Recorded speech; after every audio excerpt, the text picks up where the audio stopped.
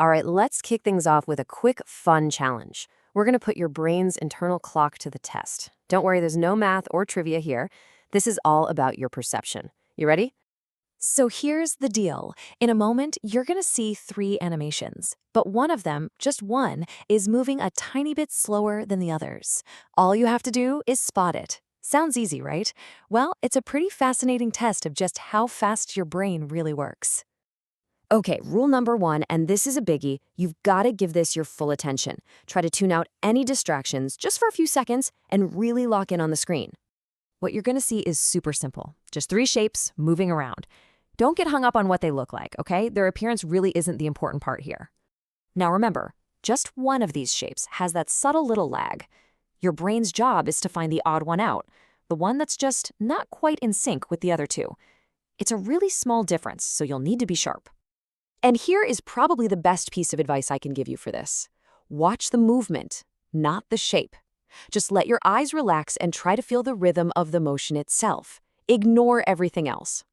And that's because this is all about what we call temporal detection. We're trying to see how good your brain is at noticing tiny glitches in time, a skill that's running in the background all day long without you even realizing it. Okay, get ready.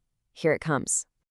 Okay, there you have it. The animation's done. Now, what did your gut tell you? Trust that first instinct. Which one just felt a little bit off? Kind of dragging behind the others? Time to lock in your answer. Was it the one on the left, the one in the middle, or the one over on the right? Go ahead and make your call. And the correct answer is the middle one. That was the shape with that tiny little micro delay in its loop. So, how'd you do? If you picked the middle one, nice job. Seriously, that's awesome.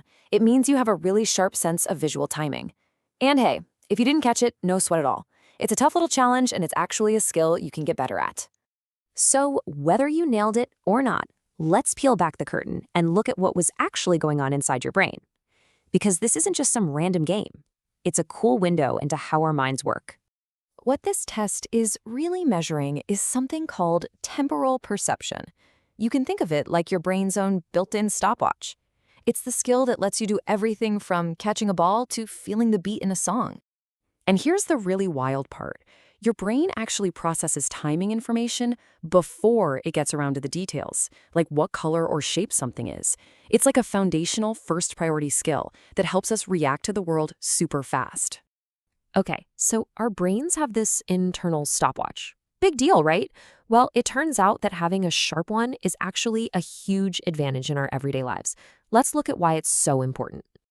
When your sense of timing is on point, it boosts a bunch of other key skills. It can actually improve your focus because your brain gets better at syncing up with the world.